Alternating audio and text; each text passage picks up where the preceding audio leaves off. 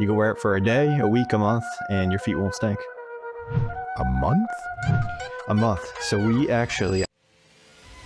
Matthew Tesvich is the founder and CEO of Skunk Skin, an odorless sock brand. He's a 24-year-old entrepreneur scaling a data-driven e-commerce brand using AI and modern software across marketing, operations, and growth.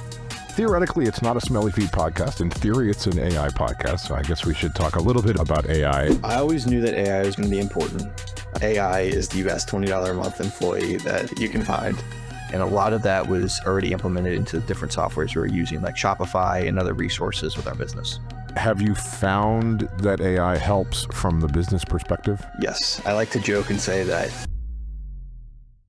Hello again, everyone, and welcome back to the AI for Business Owners podcast, sponsored by Agentic AI. I am your host, as always, Jeff Torello, the founder and CTO of Agentic AI. We're an AI consulting company and would be happy to help you with any problems or questions you have related to AI, specifically around small businesses.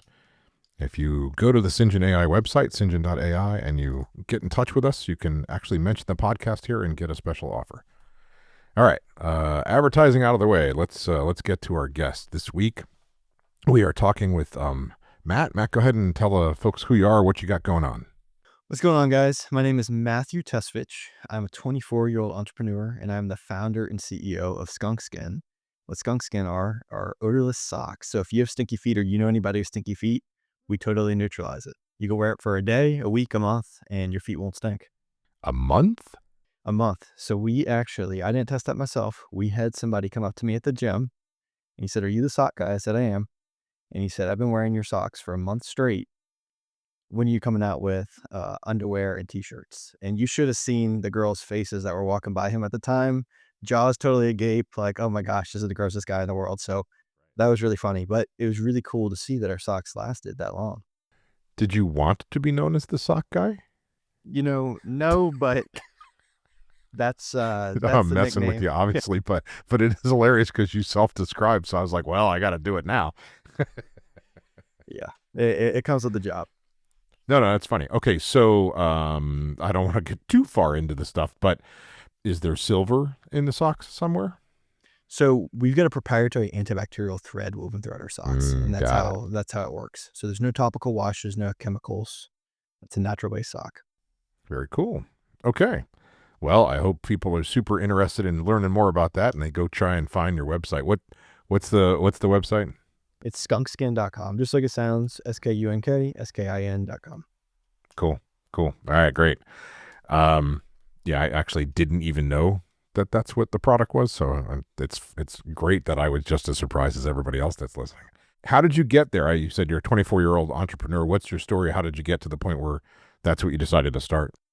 Yeah, good question. So I had transferred to University of Georgia. The game plan was to play baseball there. I thought I had my whole future mapped out, right? I was going to play baseball at Georgia, going to be this SEC superstar, was going to get drafted. I was talking to some pro teams and got to different plans. I ended up getting hurt. I tore both shoulder labrums and I tore my UCL. And so when I went to the doctor, he said, "Hey, you're going to need back-to-back-to-back surgery if you want to keep playing. That's 18 months minimum recovery time. And that's if you get it all back-to-back." And so by that time, I would have been 23 years old. I would have been too old to play baseball. I could have been one of those, hero stories of trying to make it when I was an older guy. But I felt at peace, and I really felt like it was a God-led thing. And so I ended up opting not to get surgery. I just did some PT. I'll still be able to throw with my kids one day. So that's a positive. And a few days later, my roommate brought home an antibacterial towel. He said that you could literally cut raw chicken, wipe your hands with this towel, and they'd be clean. And so I didn't believe him. I started doing research into it. And I broke down this towel and over the next 18 months created a pair of socks that did not smell. Interesting. That's pretty cool. Just since I'm twice that age and have to give you a little bit of wisdom, I don't know that I would call 23 old. I know in the MLB but there's still people playing after the age of 23, but I know why you're saying it. It's just funny that it's not old. Anyway, I'm just busting your chops, obviously. So almost a chance occurrence from what you're describing, like it wasn't a plan, wasn't something you were looking for on its own, but kind of piqued your curiosity. Obviously, did you play around with raw chicken in that towel? Did you actually test it out, or like what happened? What really piqued my interest, Dylan was the name of my roommate. He said that his cousins had actually stopped using soap. So his cousins were the one that gave him this towel, as a hand towel. they had the bath towel version of this, and they no longer used body soap. They literally just used this towel to clean themselves. And so that's what shocked me. And so as I did more research into what this towel was made of and the materials, it was new in the market and it actually worked. I saw the testing, I saw the product videos online. And so that's what really piqued my interest. Interesting. I think it's helpful to point out that soap in and of itself is not a cleaning agent. Like, soap's not magic. And if you just touch soap, poof, everything's solved. Part of the value in soap is the surfactant, the fact that you're moving the particles around and that there's generally some sort of I don't know if it's a bubble or the right particular component, but that can trap dirt and oil and whatever and move it around. But there's a number of people who, especially if you're an 8-year-old boy and being told to take a shower, you're like, I used soap. No, you didn't. We know. But soap is not magic. It's not just a potion that just, if you go near soap, boom, everything's clean. It's not actually how it works. So the idea that using a towel or some other thing to clean yourself it's logical if you understand how soap works. I assume there's some sort of interaction involved. You can't just go near the towel. You actually have to rub or scrub or some version of. Right. Exactly. Yeah. It's not one of those things where it's 6 feet and you're good. Yeah. I'm curious. How do you have the background in soap to know all that? Yeah. I wish I could give you a definitive answer. I'm a nerd, so I learn all sorts of things for no reason other than I like learning. And so that's just one of the tidbits of information do you see what happens here? I consume, you collect, right? Collect and consume. Yeah. So yeah. I have, my father likes to say that I'm a walking encyclopedia of useless information, and he's a very loving kind of guy. So and that's not a negative, by the way. He's always said that with an impression in his head. But yeah, because of a curiosity, because I was like, from a relatively young age, how could soap just be magic? How could somebody make something and shape it, whether it's a liquid or a bar is irrelevant. And suddenly if you touch it with water, poof, it cleans it. Like, that doesn't make any sense. Why doesn't that work if I just put soap in a pan, put water on it, and then it doesn't clean the pan? Why do I have to scrub the pan? So yeah. I went down the logic path of what the heck's going on here. And so surfactants is where I ended up, right? Yeah. Did you already know that, or did you learn that as a result of this product research? No, I learned that as a result of the product research. So a lot of people ask, do you have a chemistry background? Were you a chemistry major? And the answer is no. I was information systems. I was more the management side of the information systems. I didn't enjoy the coding and stuff as much, but sure. I do have a computer background and all the chemical stuff, which we don't use chemicals, but all the kind of science, that stuff was new to me. It's a lot of learning. Yeah. Well, I'm sure the chemistry components challenge you to figure out stuff you didn't know you needed to know, and then you had to go learn it, and you had to understand how it actually worked and not just a surface skim. You really needed to understand so you could talk about it intelligently, defend it to people, all those things. Exactly. But there is a logic pattern that you can follow if you can execute logic, which is relatively common, right? In order to get from, how do I go from dirty to clean? Like, what does that process actually look like? And if you understand it at a chemical level, you can then, okay, this is taking the place of that. This is this action here. And it's how you're going to get yourself there. I'm sure that's a path that you followed. Exactly. And I'll tell you, it's a lot easier to learn when it's something you want to do versus having an assignment or homework forced on you in class. 100%. Right. And that, for me, that's all driven by interest, right? You get assigned a book in school and you're like, I don't want to read this. I could care less, right? But you find something that you're intrigued by, suddenly that book's not long enough. Right. Exactly. And it's all about interest. It's all about feeding your curiosity, your brain, your mind, whatever the case may be. Yep. Okay. And I think too, when it comes to entrepreneurship, that's part of why people say that businesses that solve their personal problem are typically more successful than those that are somebody's just trying to make money at the end of the day. Because for me, I actually didn't start this to start a business. I started this to create a sock that didn't smell for myself. Because there's a rule in my house growing up that I had to take off my socks and leave my shoes in the garage before I could join the family for dinner or a movie or whatever it may be. And so I wanted to create this problem. It was always in the back of my head. And so when I heard that this towel was antibacterial, I thought, if I can create an antibacterial sock, I won't have to deal with this anymore. I won't have to bring 2 pairs of socks on a date. I won't have to worry about that. Yeah. Small things like that. Sure. No. And there's many instances of passion leading to a business. right? In this particular case, not you're passionate about smelly feet, but you're passionate to solve a problem, to make something simple or make something that goes away in this particular case. So yeah, it's logical to me. So now you're working on a line of product along the same capability. You mentioned already socks, but you have other ideas? Yeah, so we've expanded the sock line. Right now we've got ankle tab socks and we've got crew socks. We're working on some different styles of socks too. So we'll hopefully have that all released in 2026. And then we've gotten a lot of requests for other apparel products. So we've got that in R&D. We've been working on it. We've been testing it with our manufacturer and suppliers. And so that's going to be a lot of fun because I think that there's a lot of opportunity here beyond just socks. That's cool. That's great. No, congrats. I'm happy and wish you a lot of success on it. Thank you. All right. Theoretically, it's not a smelly feet podcast. In theory, it's an AI podcast. So I guess we should talk a little bit about AI. What's your personal journey, experience, et cetera, with AI? We can talk about AI in the business too. We'll get to that. But where did you start and how did you get into the world of AI from your own personal perspective? I always knew that AI was going to be important.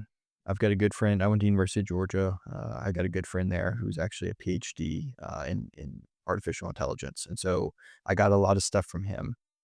But AI, and specifically with LLMs, that and ChatGPT being the first one, that didn't come out until very end of my college career. And so I remember people talking about that, and I didn't know what it was yet. And so I was really kind of that last class that went through college without using AI. I remember hearing my parents talk about encyclopedias and stuff and how they had to write papers using that. And I couldn't believe it. I'm like, we have Google. How on earth did you write a paper like that? And now I feel like I'm using the encyclopedia, or I use the encyclopedia with Google, with all these other students talking about using ChatGPT and things to just pull research, pull articles, just like that. And so my beginning, to answer your question, with ChatGPT, large language models, AI, was when I graduated. And a lot of that was already implemented into different softwares we were using, like Shopify and other resources with our business. Okay. Makes sense. Have you found that AI helps from the business perspective? Yes. I like to joke and say that AI is the best $20 a month employee that you can find. Well, all right. So give me some ideas of how you're using AI and where you think. So I'm actually curious about two pieces here. Where do you think it helps you the most? And where do you think you don't tend to use AI? Like you've played around and saw, oh, ChatGPT sucks at this. Like, Yeah. what do you not use it for? Because it's just as important. Copy. So I'll answer what I don't use it for specifically first. I had this mindset that if you program it the right way, you can get it to script you copy for videos, both organic and social.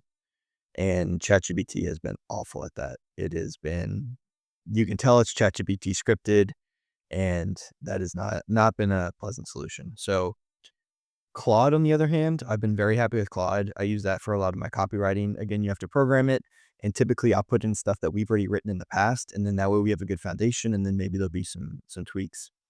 So that's typically how I write my copy. But I love using ChatGPT for just kind of basic things in a lot of areas. So legal is a simple example, right? I can just use ChatGPT to kind of get 80-90% of the way there, see if this is a significant issue, review basic contracts versus hiring on a legal firm, and they're charging, $200, $300, $400, $500 an hour to review these things. And so it's really cool how I can ask it specific questions, use it whenever I want, 24/7. It's ready when I need it. So contracts, highlighting flags, that's a big one. Summarizing emails. I get so many emails in there. So a lot of times I'll have my inbox summarize different emails. I think that's just a general feature with Gmail now. That's awesome because I can see, do I want this? Do I not? I've set a ton of filters to get stuff to spam because there's so many people reaching out. As Jeff, I'm sure you've got to, people just sending you spam mail. Invoices, setting up basic frameworks for systems. All of that stuff is fantastic with AI. And then I'll bounce around the different ones, right? So if I need to pull a transcript from a video or something, use Google Gemini. I typically mainly use GPT and Grok as my main two. And then I mentioned Claude. I really like Claude for copy. Okay. So there's some things in there that I think you might be able to get some advantage with if you explore an agentic platform. So let's talk for a minute about, some of this will be so that the audience understands, some of it will be in case you don't have the knowledge, and you don't have to have the knowledge. You're not supposed to be the AI expert. That's what I'm supposed to do. But I hear you talking about the various tools and some of the capabilities, and I think that there's some functionality that either you don't have exposure to yet or you don't know how to implement, and that's okay, that would help you out. So let's just quickly review for everybody. The LLM itself, whether it's ChatGPT or it's Claude from Anthropic or whatever, Copilot, its job is to do language processing. That's what large language model stands for. Things that are relevant and useful that people don't necessarily intuit.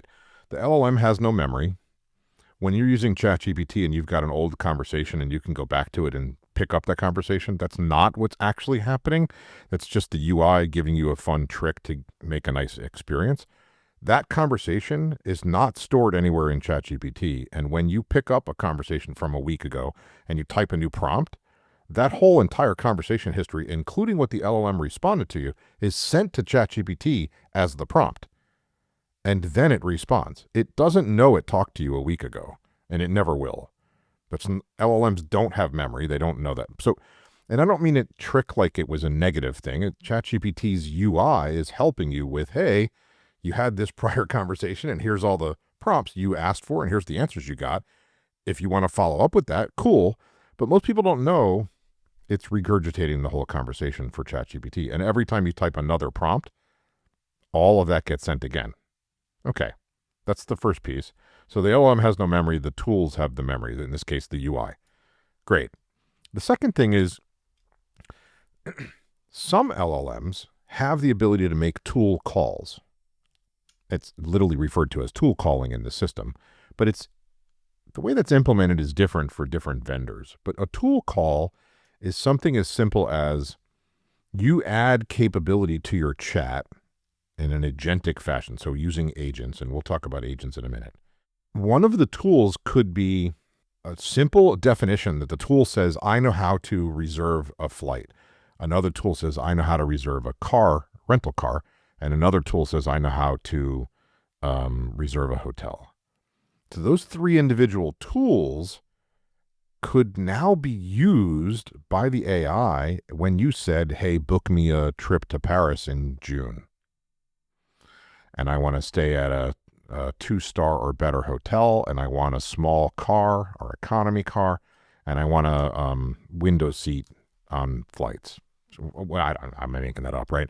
So now the LLM says, I don't know what book a flight means, but I see this tool available to me now in this agentic environment, and it says it can book a flight, and it has instructions, and the LLM reads those instructions. Give me this information, tell me where you're coming from, where you're going, when, and I'll find flights for you, right? And that's the tool interaction. What's cool about this structurally, these are known as Model Context Protocol, or MCP servers, that was invented by Anthropic in November of last year.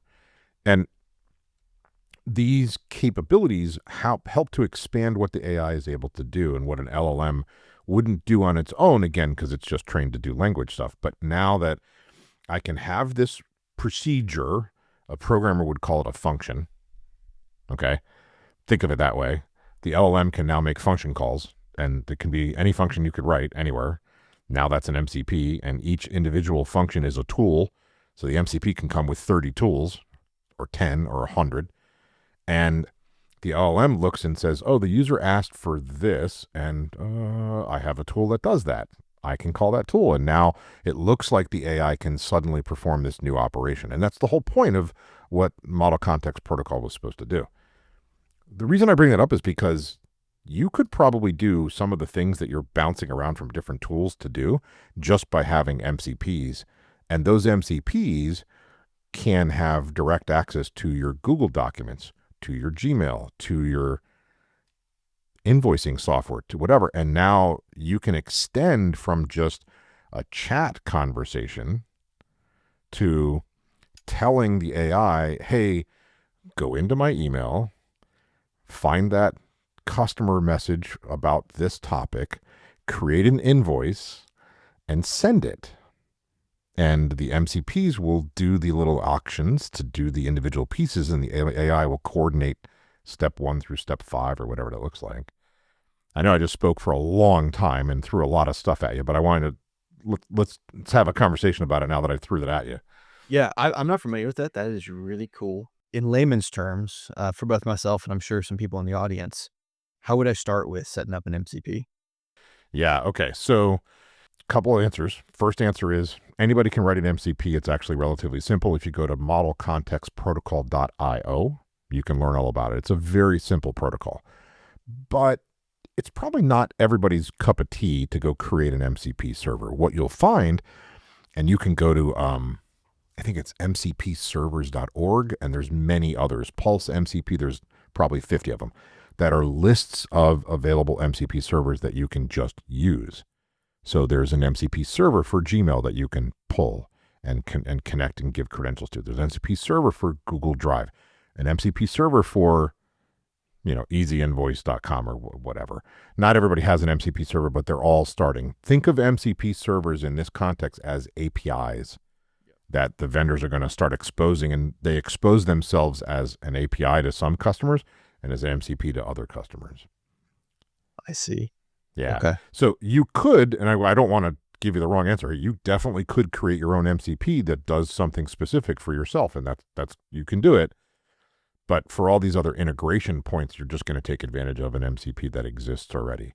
What you really need to figure out is, an agentic platform, a platform that has an agent you can talk to, which is just software, and supports MCPs. Well, strangely enough, Claude invented MCPs, and they can use it right from Claude Desktop or from the web interface. But ChatGPT, following suit because they would be foolish not to, also supports MCPs now. And you can Google that and figure out how to do it. Or you can ask ChatGPT, how do I use an MCP with you? The only restriction at the moment with ChatGPT that I'm not happy with, and hopefully they fix, is you can only have one MCP at a time active, whereas other agentic platforms, and you can research those, but you can have many MCPs running at once. So you, as an example, just to play around, I have a platform I use where I one of the MCPs is called Make a Song. And it sounds foolish, but literally that's all you have to do is turn on that MCP and then give it a prompt. I want a jingle for my LinkedIn post, and I want it to sound somewhat like a pop star. Maybe not say the words Taylor. It will absolutely copy exactly what you say, so you got to be careful what you say. And then here's what I want you to, here's the content I want you to focus on. And it'll make a whole song in less than 2 minutes. Wow, that is really cool. Remind me, let's finish this conversation's topic, but remind me to talk about AI music toward the end of this. Yeah, no worries. No, it's not a problem at all. So MCP question now, Yeah. putting on my cybersecurity hat, what kind of security risks do we have to worry about that if we're connecting, invoicing software, we're connecting our Google Drive, all these different pieces? Yeah. So first version of MCP, no security at all. Very much the Wild West. But we are blazing trails here, and that's to be expected. To help you out, I'm a CISSP, so I've been spending a lot of time in security since 2016 or so. The latest releases of MCP now support OAuth and OpenID Connect. So from a security perspective, there's an authentication component to the MCP so that you can make sure a couple different things, right? The users that are using the MCP have authorization to do that. So you can make sure that they're authenticated, and people that don't have the right authentication can't use it. And you can configure the MCPs with a granular level of control. Not quite role-based access control yet, not quite RBAC, but getting there, where this MCP for this user can review invoices, but can't create them and can't delete them. Or can, look at emails, or can only look at their own emails, can't look at share, like all of that's coming. And it's nascent right now. There's not a tremendous number of MCP-based platforms, but the one I'll tell everybody to go play with at the moment that's worth exploring, the website's called incredible.one, but the word one is spelled out as O-N-E. So instead of .com, it's .one. And the name of the company is Incredible. So incredible.one. And if you go there, you sign up, it's free. There's a pro account, but if you can start for free. And they call them applications, and you can add many apps to your chat history, but each application is an MCP server, and it can do different things, and you can connect to your Google account, etc. You are individually authorizing each MCP to work. So And it works just like any other get access to your Gmail or get access to your Google Drive. It's the same process. It's called OpenID Connect. But the crux of the question you asked that is important to cover is you're giving, in this case, Incredible or whomever else, the access to get into your content. There is still a security concern to think about. And I don't disagree. What I would say to you is I would probably take the documents and things I cared about that I wanted to work with the AI and put them into an AI folder and share the folder. I wouldn't share my whole everything. Right. Not just give it full access to our drive and everything else. No, but you're right to ask, and I'm a security nerd, so I'm totally on the same page. But I will say this: if we want to get to Iron Man's Jarvis, it's going to have access to absolutely everything. And at some point somewhere, that solution has to be thought through. Now, the theory is, oh, well, hang on, maybe Jarvis is running local. Yeah, sure. Okay. Except even running locally, it's not, because the phones aren't going to be able to do that. But also, it's running locally, but Apple has full control over it. It's running locally, but Google has it's not really local. Same thing if, I'm going to run it on my laptop. Okay, same problem. Microsoft, Red Hat, whoever's got your OS. Okay, let's just expand this conversation out for a second. So there's a bunch of progress being made, a little premature in my opinion, but with in-home robots that are 24/7 connected and driven by AI. Oh yeah, I'm familiar. Okay, so here I've got a camera and a microphone and an AI engine sitting in this anthropomorphic metal body and offloading data to whoever the back end ends up being. It depends on the vendor, right? I'm not buying that and putting that in my house. No way. That brings the Internet of Things to a whole new level. It does. And I've been doing IoT for a long, long time. I used to be the chief architect for Intel's IoT gateway. Oh, wow. I spent a lot of time working for Intel. So I know a lot about what you just said. But what I would say out front is I don't have my TV connected to the internet. I don't have an Echo, or I already know what I don't want. And you and I are on the same page there. I don't have the Alexa or the Echo either. It's listening in, and as I'm sure you're familiar, they're taking that data, they're transcribing it, and that's how a lot of these targeted ads, when people say, oh, I just had a conversation about toasters. Why am I getting served up ads for toasters now? Right. Because your refrigerator or whatever else might be listening in on you. A lot of times they have microphones installed in these things that you would never guess, which you could talk to more about how that's legal, why that is. I know at the end of the day, it's data and making money, but right, it's scary. Well, here, let me help people out, because there still seems to be this concept that maybe they're listening. Let me just explain really easily. If you've ever used Zoom or Teams and you've been on mute and you've talked and the software tells you, hey, by the way, nobody can hear you, you're on mute. It can't do that if it's not listening all the time. No one has to ask the question. There's no, oh, it might be. It can't deliver the feature. You can make a Zoom all on your own with no one else in it.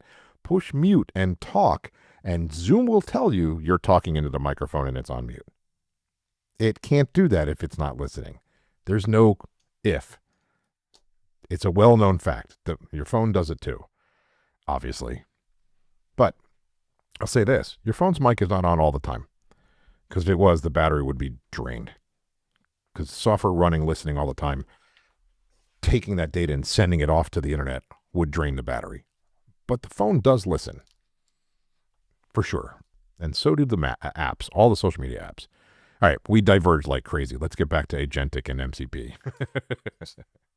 You probably had more questions, so I figured I'd give you time. So as far as costs go, how does that work? Yeah, it's an excellent question. Some MCPs charge for enhanced features. So as an example, let's say I make an MCP server. I put it on the internet. I make it available to folks, but I let you translate documents from one file type to another. I don't know. It's not a real MCP server. I'm just making it up. But I give you 2 a week for free. But if you come to my website and sign up an account and get an API key that you can add to that MCP configuration in your agentic chat, now you can have unlimited documents. And I charge something for that API key. And it depends on the MCP server, it depends on the functionality. So there is a way to monetize in the system, and people are doing that. But also, some of these MCPs are simply, like I said, an alternative to using API to access an existing piece of software. And the only thing required is that you go into your account you already have with that vendor.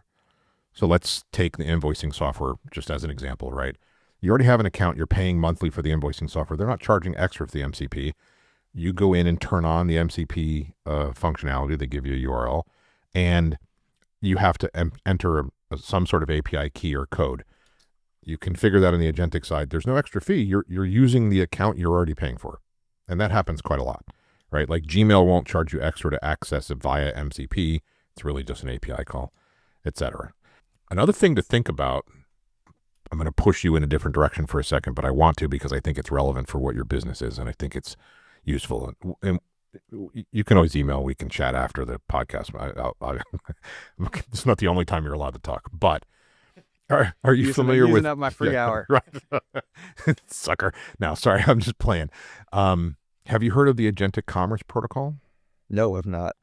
Have you heard of the Agentic Payment Protocol? No. Okay. Well, you're going to want to research some stuff. Let me give you this example. Okay. You heard of the phrase daily active users? Yes. It's a count of how active a website or an application is. ChatGPT has over 700 million weekly active users. That's a foolishly insane number. About 100 million a day. Wow. Okay. Right now, they don't have ads, but they're gonna. But here's the real important part. Remember, I told you that once you're in an agentic model, with and without MCPs, agents can take action autonomously. That's part of what agentic does. If you could say to ChatGPT, show me the 3 best socks on the planet and give me prices for them and have a couple other parameters, ChatGPT does that search, shows you the results, and has buy buttons next to each of the results. Are you ever going to Amazon again? With 100 million daily active users, there's a lot of people who aren't going to Amazon. Right. Right. Amazon's going to lose a significant profit share. Right. Now, Amazon was offered the opportunity to be in ChatGPT's commerce protocol because there is a commerce protocol specifically because this stuff is coming. This is why I was telling you about ACP and right. Because pardon my French, folks, this shit's real and it's going to explode. When you can tell the agent, go find me 3 socks that control odor under this price point, show them to me and buy the cheapest one. And you don't even see a buy button because the agent just does what you told it to do. And the protocols that I'm talking about handle the secure transaction crap behind the scenes for you with your credit card information and everything else you've set up. There's no shopping. There's just telling your agent to go do what you need. Think of it like Instacart without ever having to transact. You just tell it what you want. It finds it at the right vendor. Boom, it buys it. It's like a digital butler. Yeah. So the next question is, if you're a product company, now your question is, how do I get my product in ChatGPT? And there's a process to figure that out and go through stuff. And there's hoops to jump through there, but it's what's coming. And then I'm only using ChatGPT as one example. Claude's going to have the same capabilities. So is Copilot. So is everybody else that's going to put up their own stuff. And each vendor is going to want to have a walled garden because they're going to want to take a piece of either the advertising or the sale. Just like if you don't know, every app you buy on your phone, the app store you bought it from gets 30%. And if people don't know that, that's not necessary for everybody to know that, but Apple makes 30% of every single sale of an app. Some apps are free. Yes, some apps are not. And ChatGPT is probably going to go down the same path. Why wouldn't they? It's a proven model to make trillions. Absolutely. It sounds like Facebook in the early days, where they were building up a user base. It was sticky. People were loving using it, and they didn't want to advertise anything until they built a significant enough base, and then they started charging advertisers. Yeah, and one of the walled gardens that I'll tell you for sure is Meta. Meta wants to keep you on Instagram, WhatsApp, Facebook, and wants to have you buy right from there, right? There's already a capability to do that from Instagram to an extent. They will formalize it more. But Meta's been really driven on ad sales for, decades. But product sales will certainly happen. Listen, one of the advantages that you're going to have is that Shopify is heavily involved in these protocols as a founding member. And so Shopify will enable the Shopify stores to be accessible inside of the agentic chats. But it doesn't mean you shouldn't be aware of what's going on and understand your implications, because you're going to need to be able to format your stuff. You're going to end up having to have a product feed that goes into the AI so that it can search and, there's a whole bunch of stuff no, going on. absolutely. Absolutely. And everybody's in Shopify. It's not just us, right? That's not just a Yeah, competitive advantage for us. Yeah. No, and I'm trying to single you out as the only person to benefit from that. I just meant, if you're a WordPress shop, there's going to be plugins. Hands down, there'll be plugins that will do the same thing. WordPress isn't centralized like Shopify, so it's fine. Each individual operator has their own ability to put in their own plugins, etc. But then there's all the websites that aren't using Shopify or WordPress or whatever, who are still going to need some methodology of getting their products in the store. It's one of the things that I help clients figure out, and great, cool, no more plugs. But to me, this is what's coming. This is what, again, if you're a product entity, you should be thinking about heavily, because 100 million daily active users is only going to grow. Right? Think of it this way. I already have a lot of data on this topic because I've been working on this for a while. With 100 million ChatGPT daily active users, a lot of websites are seeing less than 50% of the inbounds they used to see from Google AdWords or anything else, because those 100 million people aren't searching Google for anything. Those people are searching ChatGPT and asking it. And the one difference that I don't think people put together all the time, why this is just going to continue to grow. If you go to Google and you search for something, you're doing keyword searching. Okay, we know that. Instead of the AI doing a semantic search, which is more searching for what you mean. But even if you put in the exact product on both sides, what you're going to get back is a list of links from Google that you have to then go validate, peruse, and figure out, does this have the right thing? But that's not what the AI does. The AI gives you the answer. You ask the question, it uses its search information, everything else it's got, its training, whatever, and it gives you an answer. It takes the thinking out of it. Exactly. And it's faster. And what everybody wants right now is go fast, right? Now you can ask, like as an example, if you, instead of using ChatGPT, you use perplexity.ai, which is a search engine that's a combo of keyword searching and semantic searching. I really like Perplexity. I like the way they're approaching the solution. When you ask a question, it gives you an answer like an AI, but it then gives you the 4 or 5 sources it used on the internet with links and even pictures from the pages if there's relevance to it. Right there, like it's almost like a hyped up encyclopedia that answers your question for you and shows you its work. It's really cool. And I appreciate the way they're doing it, because I trust the answers more, right? Like Perplexity is still an LLM. It could still make some stuff up, but the fact that I see it basing its content, its responses on content I can go verify myself. Right. ChatGPT could just make it up and you wouldn't know. Right. Now you can ask ChatGPT for sources, but don't trust the sources because it knows what a source is. It could just make up a source. I can tell you number of times that ChatGPT's made up a URL that doesn't exist. And you're like, wow, look, this content came from CNN.com. And if you click the link, CNN goes 404, file not found. I don't know what you're talking about. You go, wait a minute, ChatGPT, you lied to me. Right. So you definitely need a fact check before you go spread that around. Yeah, absolutely. I know we jumped all over the place in this conversation, but I know you had some stuff you wanted to ask. I want to give you some time to do that. When you brought up the 100 million daily active users, I was curious, how does that compare to Meta, for example? Do you have any idea there on the numbers? I don't, and I haven't done the research on Meta's stuff. I would be interested to see, because I actually think the last time I knew, Facebook had like 2 billion total users, right? But how many of them are sitting on the platform every single day? I can't answer that. It could be way bigger than 100 million. But are they asking Facebook questions? Or are they just scrolling their feed of, drivel, right? Because the difference for me is Facebook, Instagram, they're not as interactive. Like you can search for a thing and then you'll start seeing videos or pictures or whatever, right? And you scroll through a feed and okay, sure, but you're not asking questions, getting responses, following up, working with a document. You're not doing any of that. So I actually think I would reclassify all the social media stuff as sort of content consumption. And I would classify ChatGPT and others as content creation or content consumption and creation or research or what have you, right? Interesting. Yeah. I'll say it this way. If you were trying to find out the answer to how many daily active users does Facebook have, would you ask Facebook that question? You go Not to a chance, AI, right? Exactly. Yeah, exactly.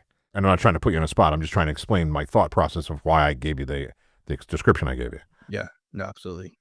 I'm going to look into the MCP stuff. I will definitely ask AI on how to get started there. And if I have any side questions, I will email you. Yeah. Feel free. Absolutely. Because that's definitely intriguing. I like the thought process there a lot. I imagine you can program it to, before it sends an invoice or sends an email or something like that, you can have it kind of prompt everything and then you can approve or deny it. Yeah, that's called HIDL or human in the loop. And it's part of how an automation solution would interact with a user for approval. As an example of how that would work, just a really brief one. Let's say you have a support chatbot on your website. It's very common now. Yeah. Tie that support chatbot to your support knowledge base, your frequently asked questions, et cetera, so that the support chatbot has that data and can, formulate answers to the frequently asked questions, of course. But if you do it right and you're not taking just an off-the-shelf sort of garbage chatbot, you have some parameters that the chatbot is able to answer on its own, parameters that the chatbot must ask for human approval on, and parameters where the chatbot says, I don't touch that topic. And there's a list of those, right? So three tiers. But in that middle tier is where some of the real value comes from. Because the easy, I wanted to check my order status. Well, if you hook up the chatbot to your order system, it can just it's an API call. It's simple. And then no human needs to be bothered with that. There's no email required. The chatbot answers almost instantaneously. The customer's happy. Wow, that was fast. Great. Good experience. Yep. They ask a question like, I ordered 4 of these items and I ordered 3 red and 1 green and I need to change the green to yellow. That might be possible, or that might require a person looking and going, are we past production? Like there's variables in there, right? Exactly. Okay. So that would be probably want a human in the loop component. But what do we do with that? Well, the AI could attempt to answer the question, formulate a response, take the question that was asked, the response that it gave, and put that in a Slack channel.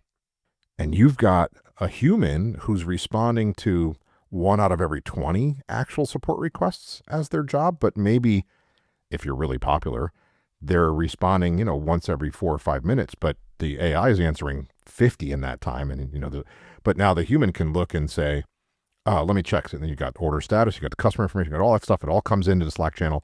It doesn't have to be Slack. It could be Teams. It could be an email. I'm just trying to give it a sense, right? And the human can respond. No, change your answer. Do this instead. Or yes, tell them that. That's good. Or no, please tell them to email this because we've got to help them, right? That's human in the loop. And you do the same thing with an invoice. You do the same thing with, don't process that payment. Don't send that money, whatever. Yeah. That's a big one. That's a big one. But you can make all those workflows. And that's stuff that we've done for clients for probably another, at least a year or more. There's a couple different platforms to use to do it. You don't take intense programming in some cases. It depends on how complicated the solutions are. But yeah, and that's we can talk about that. We can certainly help with that at some point if it's needs. It's fine. Sweet. Well, I wanted to cover some of the other AI platforms, softwares that I use in the e-com space. Curious to get your thoughts.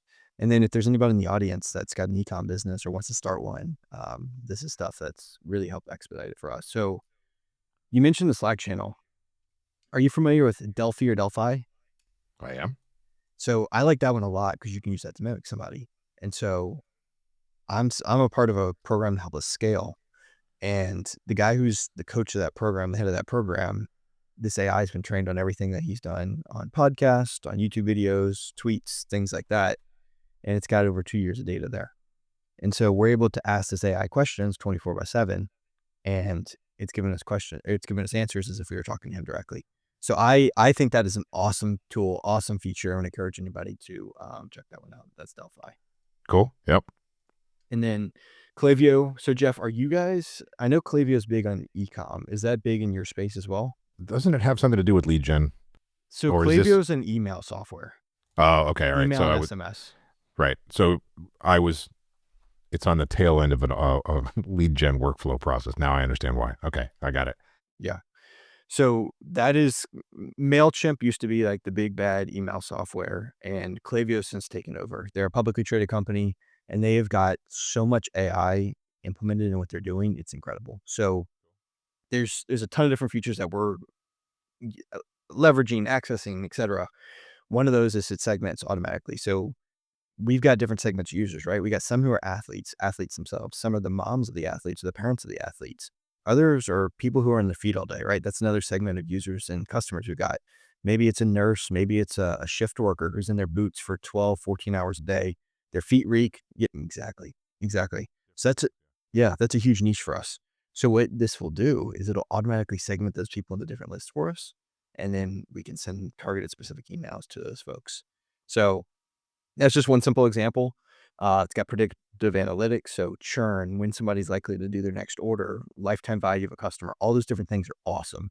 When we're setting up different flows, it can set up the copy for you. It can set up the subject, and it makes it so much quicker. Same kind of tonality, because we have a fun, edgy personality when we send messages out, and so it'll do that for us. And then you can even type in a little prompt about what kind of flows you want to build, and then they'll have the AI generate something like that for you. So I've been very happy with it. Klaviyo, I have, very, very good things to say about that. Cool. Yeah. Good stuff. And then this one's big. I like to look at business as a bucket, which Jeff, I imagine it's the same thing. You got water pouring in the bucket. Those are your leads.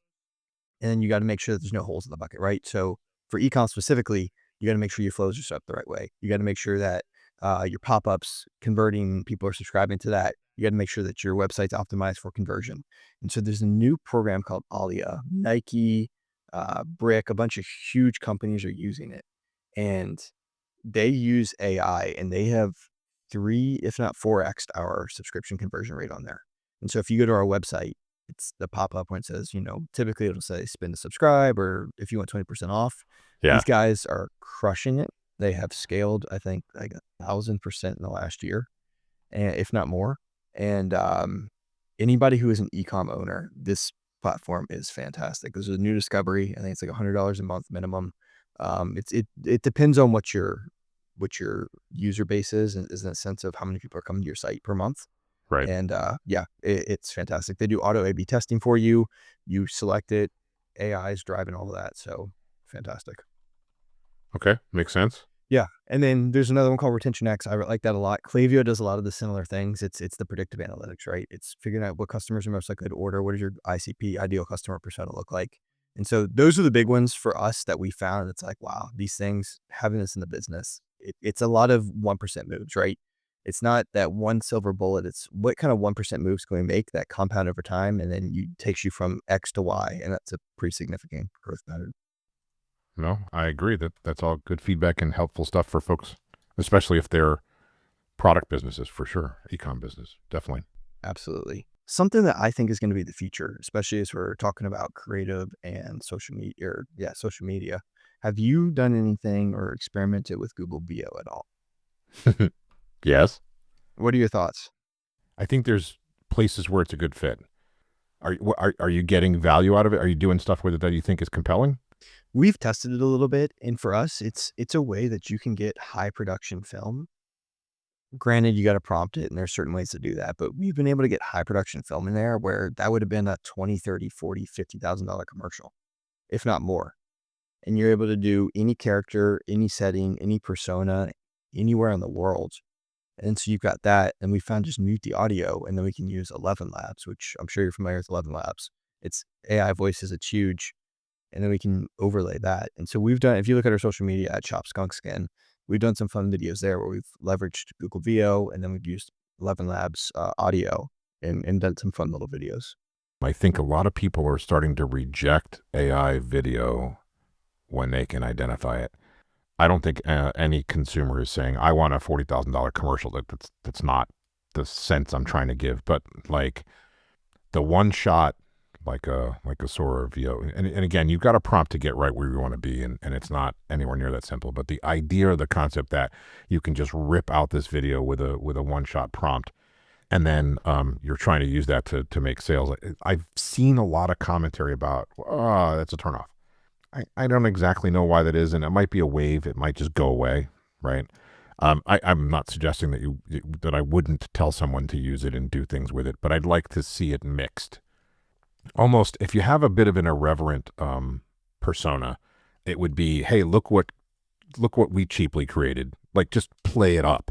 I think that would be a positive. I don't think businesses that try to like, hey, we spent a lot of effort and time on this, and you know, there's 5 fingers, 6 fingers, whatever. It's silly things like that. I wish I could show it to you. I have an image from a while ago that I use when I do public speaking and conference and stuff, to show people that, you know, AI is super powerful, but be careful. And it's a picture of the field, and it's got, we'll call it a flower growing. And in the top of the flower, the actual flowers are fried eggs. Oh, wow. And the prompt was, draw me a picture of an eggplant. It absolutely did what it was prompted to do. Yeah. It just didn't interpret the word correctly, right? Exactly. And you know, that's an extreme. And I've saved that picture for probably a year and a half now. And I don't, if I was to reproduce it, it probably would give me a purple, like it wouldn't do it anymore. This was early, but I want that in people's minds, right? You've got to, it's super powerful. It could help you pay invoices, but it'll also make an eggplant. Yeah. And you just got to pay attention to it. So I'm not down on the video creation stuff. There's a really amazing demo that I saw of a motion brush that takes an AI generated image, and you just use the brush in a tool, and you just kind of highlight the areas you want and execute the image tool, and it automatically adds motion to the scene. It's like you have somebody make have Midjourney generate an image of a surfer, and they're on a wave, and you just use the motion brush and brush the waves, and all of a sudden it's moving. And it is mind-blowing how amazing that is. And that is some of the really powerful capability that AI and tools can do. I just don't want people to get caught up in, oh, I can make, you know, amazing commercial quality video with VO or Sora, and so I should just make all my ads do that. That's my concern, that people go to the other end on it, right? Right. No, and I think that's fair. Now, I have seen some people who are putting AI commercials out there on TV and using AI for meta ads, and they're converting decently well. So the video is getting a lot better, but I'm with you. I don't think you should just put all your eggs in that one basket. A couple of reasons. My personal opinion, I think variety is better. I think, you know, the number of times that you see, oh, I had an SEO person tell me that minimum number of views right now is somewhere north of 8, and the average duration of somebody paying attention to an video ad is 3 seconds. Wow. So they've got to see it more than 8 times. And if it's longer than 3 seconds, they won't pay attention to it. And my concern with that structure is that's just going to get worse. Right? So very quickly, what we're going to get down to is red good, green bad. That's about as far as you're going to be able to get with anything, because the attention span's just getting, sorry, a whole nother conversation that we don't want to have, but. No, you're right. We humans, unfortunately, have gotten surpassed by goldfish in attention span now. I think we're averaging 8 seconds and the goldfish is 9. So we got some work to do. Just insanity. Again, I don't want to drag us down into that depth, but my concern again is on the video side. Even the text messages, even the text imagery that's happening, where there's just a text ad, and people are scrolling it, it's still around 3 seconds. What can you get across in 3 seconds? What can someone consume in 3 seconds? What can anyone learn Do you know how that compares to real, or I guess real would be the best way to put it, content? Like what for a UGC ad, for example, what is the average span? Because I would imagine it's close to 3 seconds as well. Yeah, it's a really good question. I don't have the data to answer you, but I would love to see the research. And I guess my question would be this: how does that compare to a conversation face to face where people's phones are not in their hand? I don't have that answer either. But yeah, It's gonna be interesting to see how this all plays out. I mean, sure, absolutely, I totally agree. man, oh man, we've already seen. I mean, this is going on another side tangent, but we've already seen Spotify, I believe, banned a lot of AI music just because of the capabilities there Right. and people, bad actors taking advantage of the system. Yeah, but I have another opinion about that either as well. Like, I'm old enough to know that people had a lot of reactions to a lot of technology in the music field from a very long. There was a point in time when people were like, "Why is there an electronic synthesizer involved? Why are they allowed to make music with that? Why are record companies doing that?" Pro Tools, and Pro Tools started a long time ago when it was nowhere near as good as it is now. The number of artists that have relied on Pro Tools and don't do things well live is funny. I actually think there's a potential, and this, I'm not an artist, and so I only have an opinion here. I don't have any other basis, but a lot of AI generated music is going to sound the same. It's going to sound like AI generated music, and an individual, independent, unique artist is going to make their own music.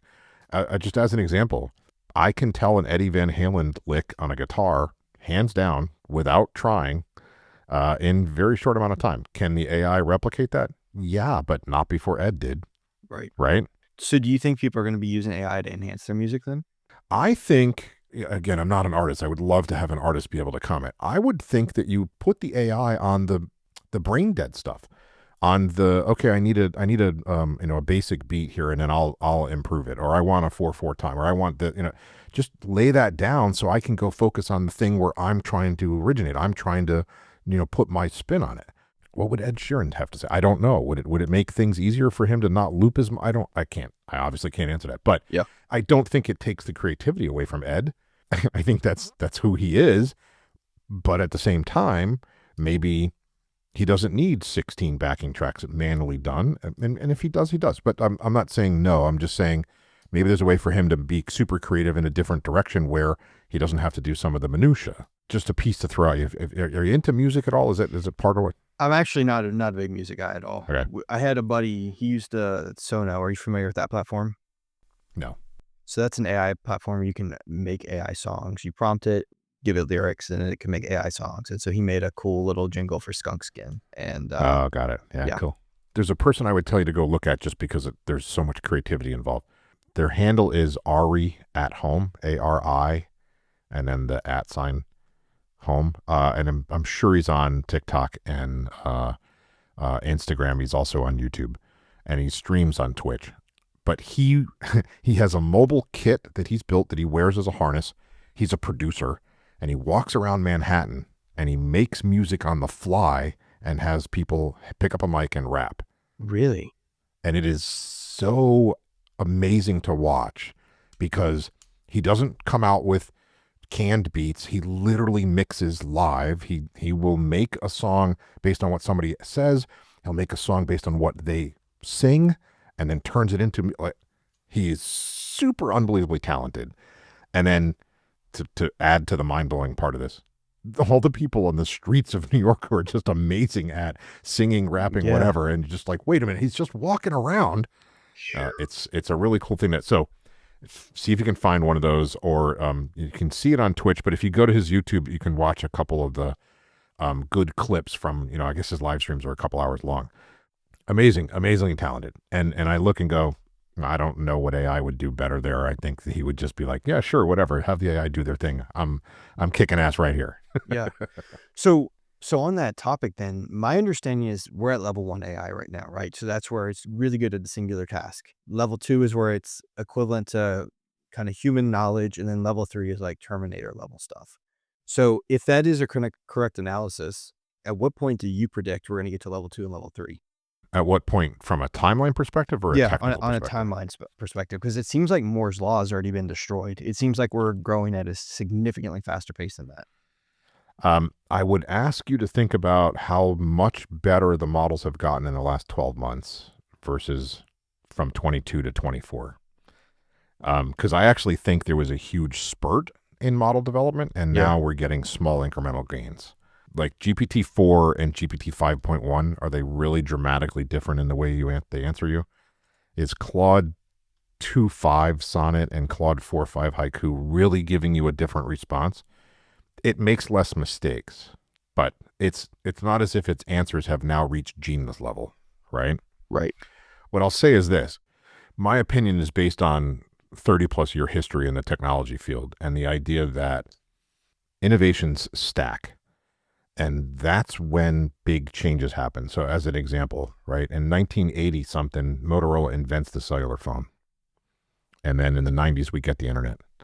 And then in 2007, We get the iPhone. Steve Jobs is able to put together a whole bunch of different things and make an iPhone. And one of the biggest claims to the iPhone's capability was really the ability to have applications in your hand. And, you know, in the very beginning, the iPhone was like, for example, it didn't even support copy or paste. Like you couldn't copy text. Okay, sure. In 2007, no one was freaking out like, I need to copy text. Now you copy text all the time. But my point is simply, it took the innovation of the cell phone, the innovation of the internet, the innovation of an app store, the innovation of programming, it's bang, bang, bang, bang, bang. And now putting them all together and having that app store is the big innovation that makes cell phones what we call them today. They're not. They're computers, right? And hardly anybody uses them to talk with a phone.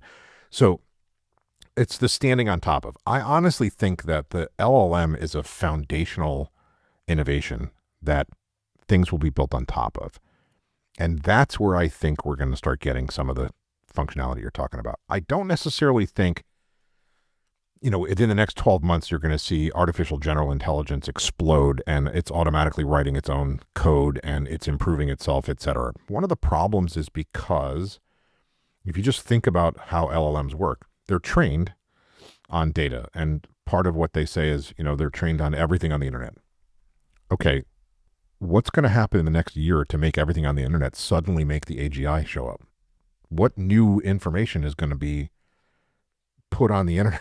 Like, that's not where the innovation is going to come from. It's not going to be that the system trains itself into being smarter, because all the words that it's going to use are all the words it already has. So that's not the innovation that's going to be the breakthrough. I don't think we won't have way better AI. I believe that will happen. I think what will happen is we may change the structure and approach that we go after. We've made some significant improvements since 2017 with the transformer technology and the idea of the scaling that we're currently chasing right now, which is why NVIDIA is worth $5 trillion, because the way to solve this problem is a hardware scale problem. That won't run forever. The amount of money spent on just power alone will eventually cause that to be like, this is not a good sustainable answer. But it's the technology we have at the moment. But I guarantee there's research going on for alternative technologies that don't work the same, that will take the concept of training and transforming and whatever, along with some additional technology, maybe enhancements in neural nets, that will give us a next iteration of AI. And I think that I would like to see that in 24 months or less. However,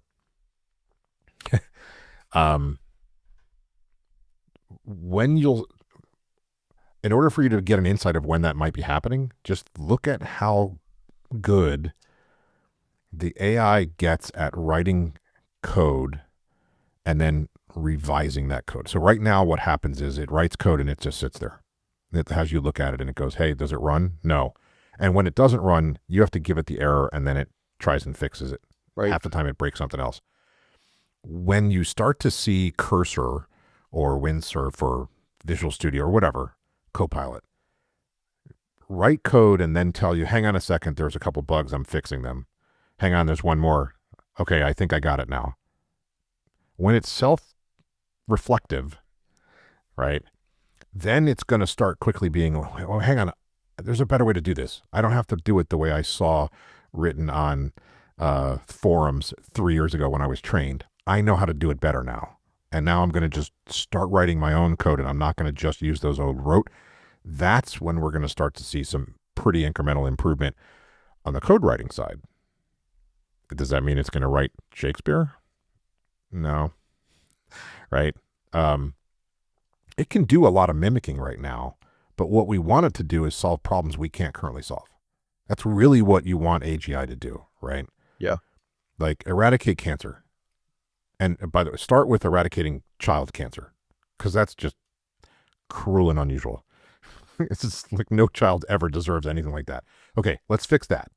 Great. Can you solve that? Not with the current information you have, like it's right. Yeah. But we are starting to see really interesting advances medically, imaging, all kinds of really cool stuff that the AI algorithms are able to do. But again, they're just neural nets processing. I think we need more of that. I think we need to enhance that. And I do believe that that will happen. I don't think it'll happen just from training. That's all I mean. Yeah. Hopefully that makes sense. No, absolutely. The way you put that makes a lot of sense. So what are your thoughts then when Musk says things like he thinks that there'll be breakthrough in the laws of physics with Grok, and I forget the timeline. I forget if he said 12 or 24 months. I think it was 24. In the next 2 years, it'd be breakthrough in laws of physics is the way we understand it now.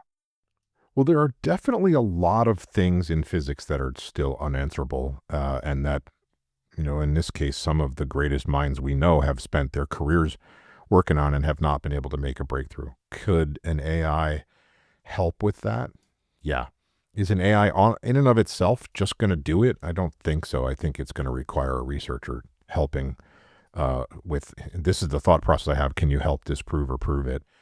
Think about Stephen Hawking spending 30 plus years trying to find the grand unification theory for classic, what we call big physics and quantum mechanics, which there's no single theory to describe both, which is weird because quantum mechanics is real. We can test it and we can validate it. The theories make sense, but they break down in classic physics, and gravity and other things don't follow the same rules at the quantum level.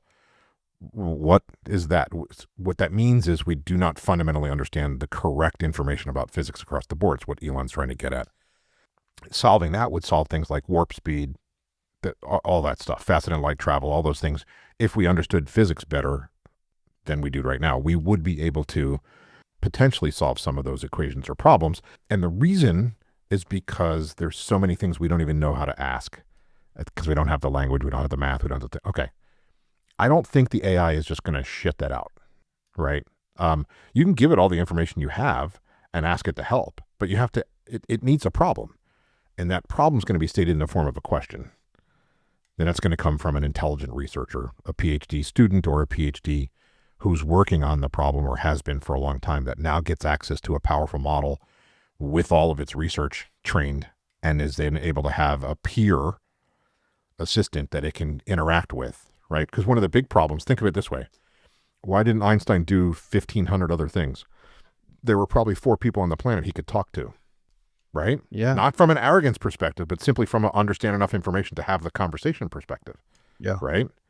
Okay. Well, if you can get an AI to be Einstein, at a high level, and then you could communicate and have about, how many times have you talked to ChatGPT and said, this is a shitty paragraph, turn it into better paragraph. And it does. And you're like, wow, that was cool. Thanks a lot. Okay. Because it understood the space, in this case, language. Well, the AI's got to understand physics enough to be able to talk to a PhD physicist and say, oh, I see where your problem is. Let me help. Yeah, absolutely. So, also, Elon's really good at hyperbole. You got to really take half of what he says as bullshit and the other half as aspirational at best. I don't dislike the accomplishments that he's made, but he does like to make a splash with words. Full self-driving. How many years ago? Sorry.